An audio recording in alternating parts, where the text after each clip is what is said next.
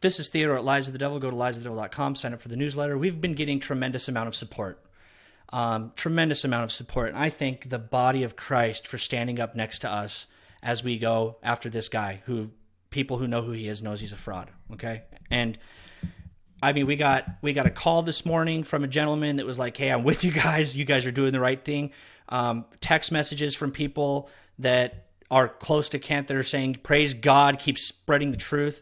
We just got a call from the lady who Kent kicked off the property that is like, listen, I want to do an interview. I'll do an interview with you. We're with you 100%. Thank God you're doing this. I'm not even mad anymore. I really am not even mad anymore. I got that video. I had to get all my frustration out. Okay. But I'm not mad anymore. And in fact, I prayed God shows Kent Hovind his ways and he repents. He won't do that. But I hope he does. I'm just going to go through one part about my marriage to my wife and his false accusations, and I've got proof showing that he's just trying to defame us, trying to slander us with his wicked, just his wickedness. And then about me being a bad worker when I have audio recordings of him saying that I do great work and he wants to keep me around. And then about Mary Toko and her DVDs and how I did such a bad job and whatnot. And I've got emails of basically hers just... Anyway, we'll get to that. Okay, let's go one bit at a time. Let's go right into Kent and this about kicking off somebody off their property and Steve and him lying about us. And let's just go through that. Her pack. And you went over to help her pack and she said, I don't want your help. Right. Why would she? I think he's talking about Steve and Mary Toko, like saying, like, we'll help you pack. Why would anybody that knows that you're wicked say, hey, listen, hold my hand. Let's go pack my clothes after you kicked me out and you made me feel like crap. Here, hold my hand, help me pack. You know what I mean? Why would somebody do that? So, anyway, that's that one part, but let's go through the rest of it.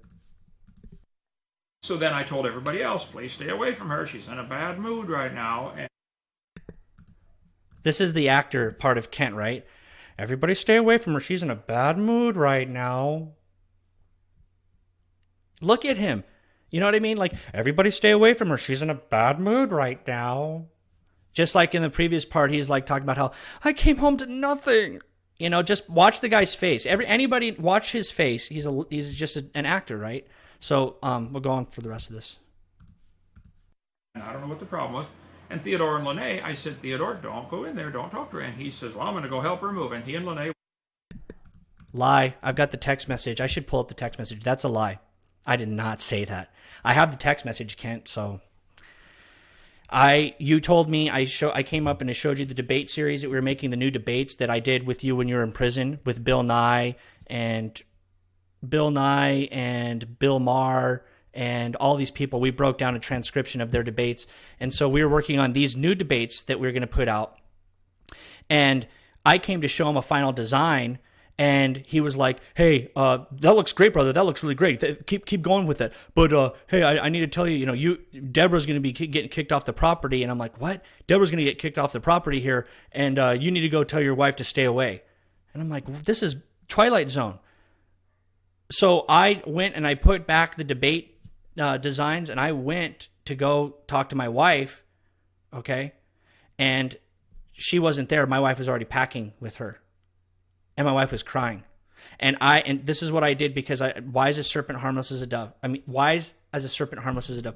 And so I went to the kitchen to just watch, to hang back and watch, because I'm not going to tell my wife, who's doing a Christian thing, who's devastated, I'm not going to put more trauma and say, hey, listen, come on, get over here, like a caveman, grab her by the hair. Come on, leave her alone. You know what I mean? I'm not going to do that. So I let my wife help continue to pack this woman's stuff, doing the Christian thing. So I sat back and I watched, and it got out of hand because Roger, they were poking and prodding at this woman, Deborah, to get her to snap, kind of like what Kent Hovind did to me, what I did at that last video, so he can say that I'm crazy.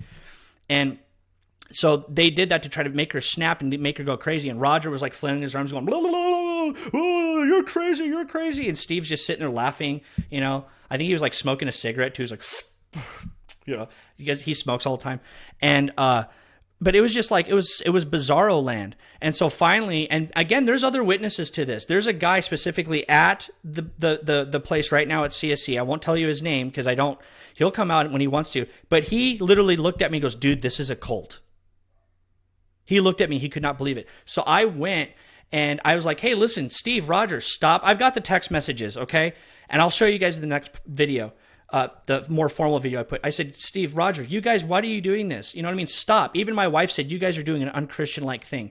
And so I was just like, "Guys, stop. You guys stay here. Deborah, let's help you guys. Let's help you pack. Let's get your stuff out of here." And Deborah was just like, "Yeah, I want out of here. This is crazy. You guys are all crazy." And she's looking at everybody like, "You guys are in a cult. Don't you understand this? Look what's happening here. And you guys aren't even standing up for you. You're not even helping me." And everybody is like, and Diane, I remember Diane like yelled at me. She's like, "Theo!" And I'm like, "Shut up." You know what I mean? Like this, you guys are Christian, man. You guys are crazy. So I helped her pack. And then the sheriffs show up and the sheriffs are like, "You need to get out of here, lady. You need to get out of here, lady." And I was like, "Guys, can we just help her pack? The faster that we just keep everything calm, we help her pack, she leaves. That's it. We're done with it." And so the sheriffs were like very nice to us. And they're like, yeah, do that. And anyway, that's the end of that story. Deborah has her own story. She'll tell you guys. We'll interview her, and we have patience. So that's that story. So that whole thing is a lie. The whole thing that he just spouted off, lie. In any way. Yes, and in my opinion, scoot in here where they can see you. In my opinion, all they did was give this lady an audience, because when they interjected themselves in that situation, it just caused her to go off the handle, which made us have to call the cops, and then they accused us. That's a lie. They already called the cops. It had nothing to do with us. They already called the cops. It had nothing to do with us causing a scene or nothing. They already called the cops. It was a lie. Look at Kent Hovind do this because he knows it's a lie. Watch him. I'm going to rewind it again. Now watch. Themselves in that situation, it just caused us to go off the handle, which made us have to call the cops, and then they accused us to be unchristlike when they were the one causing and doing all the actions. Me and Roger were just sitting there. And that's when I said, "Theodore, I think you and Lene need to leave. You can't be on the property anymore." They were staying together in what's now my office, and I have no evidence they are married. They claim they are, but Right. Okay, here we go. Kent Hovind, where's your evidence? Where's your evidence? You know what I mean? I could do the same thing to you. You're such a bad person. My wife and I, September 3rd, 2016, we got married at Fairhope. We gave our vows. We promised each other that we would love each other for the rest of our lives. She's the best gift God could have ever given to me. I'm sorry I'm crying, but I just love her. She's my best friend, and we got married. And to God and ourselves, we got married, and I do the best I can to treat her right. And anyway, so that was September 3rd, and then we got married on April 7th, 2017. After we left, we moved everything. November and December, we moved all of our stuff. We finally got settled in. We started our ministry. Look at all the work we did with laymansbookstore.com, all the videos we put out. And we got married when we finally were like, listen, now's the time to do it. We decided to do it. And here's our marriage certificate, Kent. Okay? There's the marriage certificate. What does the Bible say about a false accuser, Kent? What does the Bible say about that? Exodus, it's one of the commandments, buddy. Exodus 20:16. Thou shalt not bear false witness against thy neighbor. Okay? There's that. And here's the thing. He's going to say I'm bearing false witness against him. I have no reason to. I've got all the stuff to show you guys. So it's no big deal. That's that. Ephesians 4:25, I believe. Yeah, 4:25. Wherefore, putting away lying, speak every man truth with his neighbor, for we are members of one another. Why would I want to go to... Can't everybody's tried to talk to you about what your ways. Everybody has. And your family, everybody has, and you won't listen. And you won't have a reasonable discussion. And so why would I come talk to you about these videos and everything that we're getting ready to put out? Why would I do that when I know that it's not fruitful and that it's useless and that you won't listen? I'm doing people a service by protecting the body of Christ against people like Kent Hovind. Okay, I'd like to see some. Why do you think you're married? Did you stand on the beach and say, "Okay, God, we're married"? I mean, was there? My wife and I had a ceremony and a marriage covenant and a pastor come. So let's go into the whole marriage covenant thing. All of a sudden he's against me and my wife getting married and giving our vows in front of God, who is most fearful.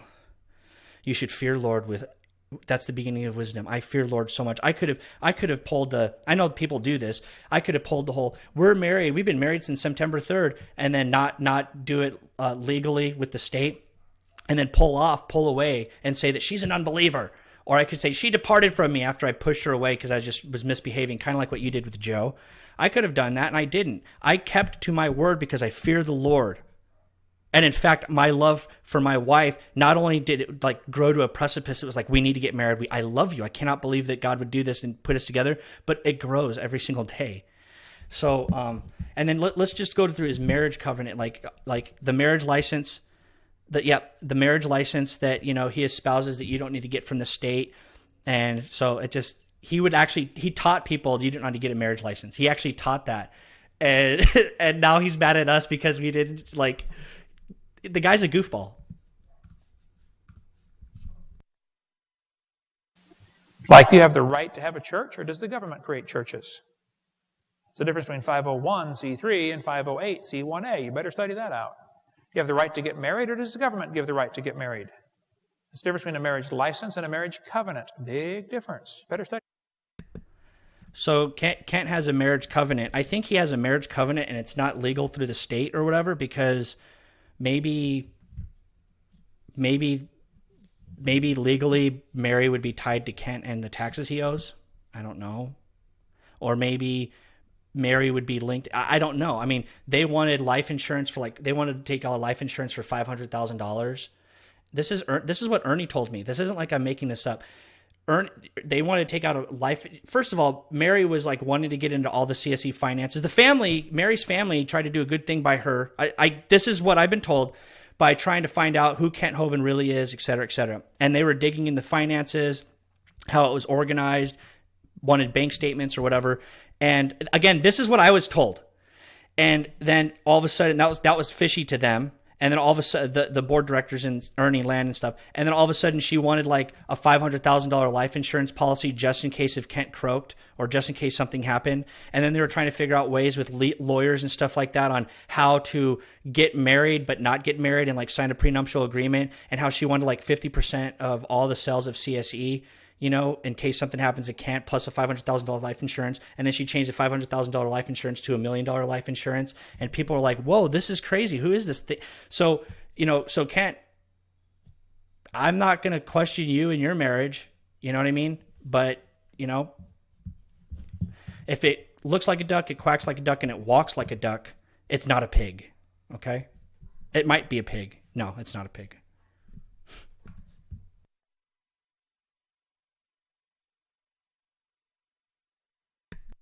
Here he is again talking about marriage licenses and stuff. And I have made a commitment to one another and to God to live as man and wife, forsaking all others till death do us part. We have a covenant agreement that we have both signed, hanging prominently in our home, and we have even recorded our marriage date in our family Bible. We have even purchased a Bible law handbook that lists all of God's laws so that we may do our best to follow God's rules on how to have a true marriage. The reason I ask this, like I said, people sometimes say to me, you're not really married, and it hurts and makes me doubt. If my husband and I are working so hard to follow God's rules, why should it matter if we receive permission from the state when marriage ultimately belongs to God? And honestly, I cannot bring myself to make a covenant with God. Okay. That is certainly not my field of expertise. I do have an opinion on the topic. I think they are probably right. No such thing as a marriage license until after the Civil War, when blacks wanted to marry whites in the South. That is my understanding of it. Everybody, Abe Lincoln did not have a marriage license. George Washington did not have one. Were they married? Yes, the custom of America was you both sign the page in the family Bible, and that's a certificate or a proof of your marriage. You get two witnesses, and that's all you need. So, but that's way off my radar. I don't understand it all. If you don't understand it, you shouldn't try to make other people feel bad or try to slander somebody and their. Anyway, so that was that, and I could get into right before Bible studies, there would be like racist jokes that were made. I know he says he's not racist and like, I don't know what this color is. I'm not a white guy. This is the color white. You know, he does stuff like that. You know, but he makes racist jokes. Anybody that knows him knows he makes racist jokes. And then when you call him out on it, he's like, oh, I'm just joking around. I think Diane Hummel said something about a joke, and I have to recollect my memory. I have to really concentrate on that so I can recollect my memory. But I called her out on it, and then like she was like, just forget about it. And there's all these witnesses that heard this joke that was like really unruly, and I called her out in front of everybody, and I was like, why would you say something like that? This is a ministry. You know what I mean? You're around other Christians. Why would you joke around about stuff about racism or whatever? And then she got all red, and she was like, don't, just leave it alone. And then Kent came in, and I thought Kent would do something about it. And I said, you know, brother, she just did this joke that was like, you know, that's not proper. And he like backed her up. Anyway, I've got to really concentrate on what that was all about, the joke that she said. And I know people will take that as context like, that's not evidence, that's hearsay. No, there was other people. There was other people that were there that I'll have to call them up and get their testimony. But you want to talk about marriage? I just got this picture from somebody who was at DAL, who was very intimate and saw what was going on there, send me this picture and said, hey, Theo, keep going, keep pushing forward. Please, don't leave me out of it. But, you know, you're doing a great job. The next videos, make it more organized or whatever the case being, because it'll help a little bit. It'll help more, which is, I understand that. But she sent me these pictures of him and Mary Toko holding hands 4 to 5 days after the divorce with Joe. So when he says he tried to do everything, here we go. Will it focus? Oh, baby, it's focused on me. Anyway, I'll put this in the documentary. That's the picture that... Okay. Yep. I can't. There we go. Oh, where is it? Nope, that's it. Yeah. That's it? Oh, there you go. That's them 4 days. This is... They sent me this text. It's not like I'm making this up. They sent me this text saying that was them 5 days after they got a divorce from Joe. Kent never wanted to save his marriage, man. He wanted Mary Toko bad. He's been wanting her for a long time. They were committing emotional adultery while we were going to events. He would call her up and speak to her for like a half hour at a time and just divulge all this stuff about him. And they would like sit there and laugh like little kids. And he actually had Mary Toko come in and do the vaccine videos in his actual house when he was married to Joe Hovind. You can't make it up. It's not like I'm making that up. That happened. You know, people have seen the videos. Here we go. Ooh, this is getting longer than I wanted. This is when Kent Hovind says that I did bad work towards the end, and that's part of the reason why I had to get rid of me, plus I was unruly or whatever. That's a total lie. I've got the audio recording of him saying, brother, I want us to keep doing things for a long time. And I've got Mary Toko's email talking about how she never looked through her DVDs and how she's embarrassed and that I should be embarrassed to let her make the DVDs. And that I trusted you because Kent trusted you and bragged how good you were. Here we go. I'll just read it right here. So Mary goes, out of this whole email, you know, calling me bitter, calling me this, that, and the other. This was like 6 months ago, when we just like totally stopped talking to these people. This is the one part she says, I am embarrassed that I didn't check on your work, and you should also be embarrassed that you let something go out like that. I trusted you because Kent trusted you and bragged on how good you were. Thank you. I'm sorry you feel the way you do now, but thank you. I know I do good work. You know, just it's crazy. So here, I'm going to play this clip where Kent says, yeah, I'm going to play the audio. Oh, yeah, you know, I'll play the video first. I don't know exactly where it's at, but I'll see if I can try to find it here quick. To have to ask you to leave. You were such a blessing for so long, but you had to leave. And I think if people watching your YouTube or what is it, Facebook, now we'll see why we asked you to leave. When you left, Steve, tell him what he did. He was running the website. Yeah, and oh, this is about the passwords and stuff. People, I'll talk about that. What they're talking about is a total lie. But here, let's get to this. We're about the work and stuff.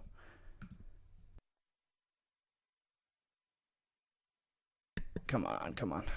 Adventureland to try to win souls and influence people. And Theodore, you were a great blessing, and you could be again. But you have a bad attitude, son. You need to get it fixed. You need to go talk to the Lord and say, what on earth am I doing? Why am I doing this? I don't think Absalom ever have I done. when David went to kill Goliath, it's our open house, and Saturday. Everybody that's helped build the cause of Christ. Yeah, I don't know where exactly it is because it's not like I sit here and I like document all this stuff, you know. Kent says something about how I did bad work. Well, here's a recording of him talking about how I do a great work and how, you know, he wanted to keep me on board or whatever. And anyway, here, let's just play this. Hopefully it won't be overdriven with the audio. You know? I have no dream of doing that. Yeah. No, I love what you do. Mm-hmm. So work for PCC, you cannot do anything outside, right?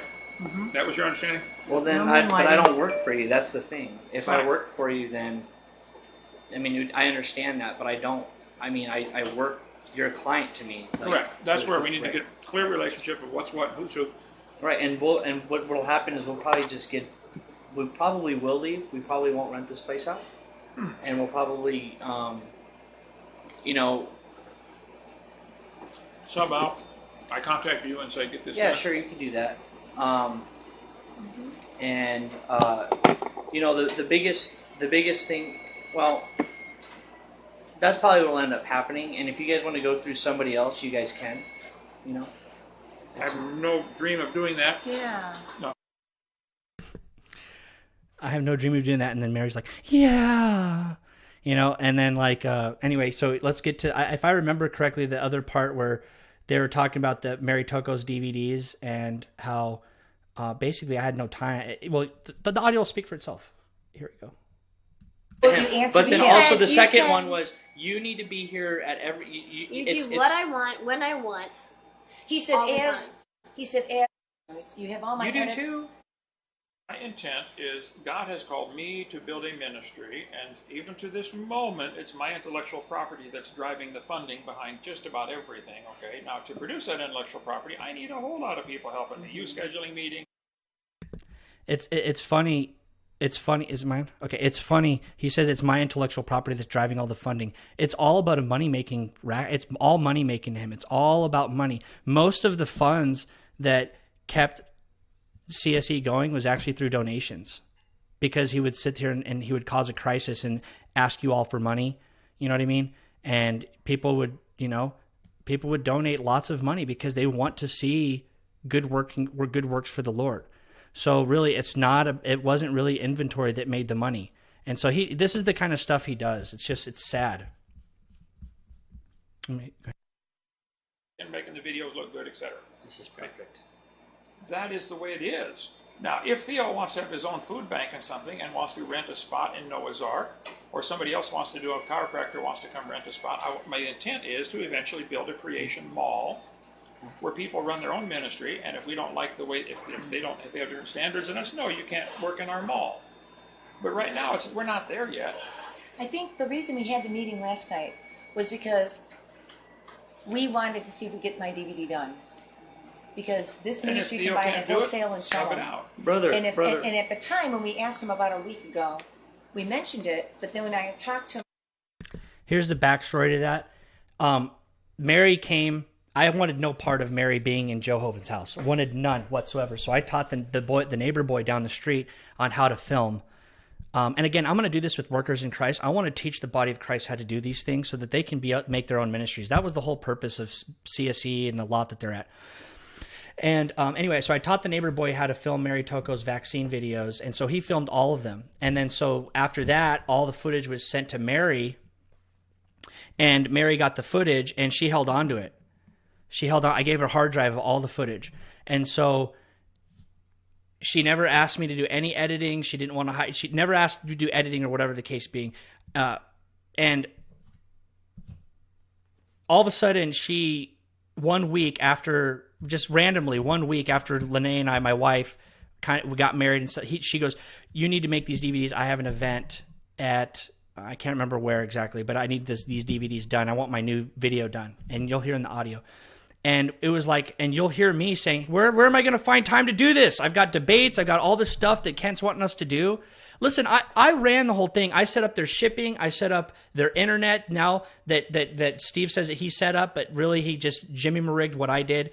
I set up everything. CSE, I set it all up. Okay, God used me to set the whole thing up. So it's not like I just did web design and graphic design and video. I did everything, dude. I did the troubleshooting for the IT. I did everything.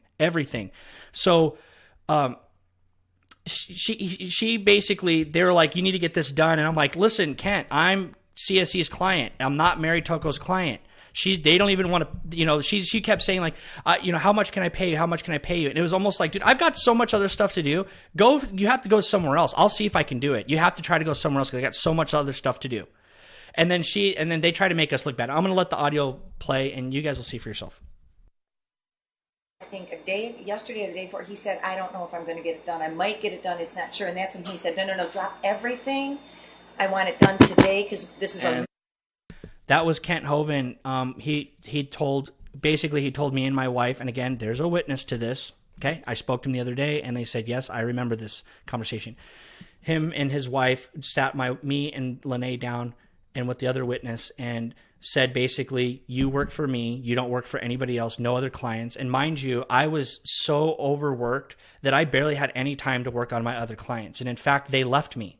Some of them left me because I could no longer watch over their stuff. And I understood that. And I said, listen, I know, I'm, and so when she's talking about clients and stuff, I literally worked for CSE. Like I had other clients, but a lot of the time went to CSE. You know what I mean? I had a portion, like maybe one day out of the week at like an afternoon where I worked on all my clients. And then I went back to CSE doing work with CSE. Moneymaker for us. But at the time, you were... This is perfect. That is the way it is. Now, if Theo wants to have his own food bank and something and wants to rent a spot in Noah's Ark, or somebody else wants to do a chiropractor wants to come rent a spot, my intent is to eventually build a creation mall where people run their own ministry, and if we don't like the way, if they have different standards than us, no, you can't work in our mall. But right now, we're not there yet. I think the reason we had the meeting last night was because we wanted to see if we get my DVD done. Because this ministry can buy it at wholesale and sell them. Brother. And at the time when we asked him about a week ago, we mentioned it, but then when I talked to him, I think yesterday or the day before, he said, I don't know if I'm going to get it done. I might get it done. It's not sure. And that's when he said, no, drop everything. I want it done today because this is a real moneymaker for us. And you're done. But at the time, you were kind of like, even if I were to give you a bid, would it matter? What do you mean would it Even matter? if I were to give you a bid and you needed it done right away, would it matter? Yeah, would it matter that 2 other bids if it's too high, but otherwise... Okay, well then in 2 days you can go do something else with somebody else. I've told you that. I even told you that. I said, listen, you need to go with somebody else. Realistically, Theo, you have the footage to all my lectures. You have all my edits. You do too? I have the edits. I don't know anyone around here. You can't necessarily... Okay, but you're making me look like the bad guy as if I didn't give you a bid. Gives you guys an incredible deal. Yeah, you're not going to find it anywhere else. No, it's all about, these guys are mind screws, man. They're psychopaths. They're hardcore psychopaths.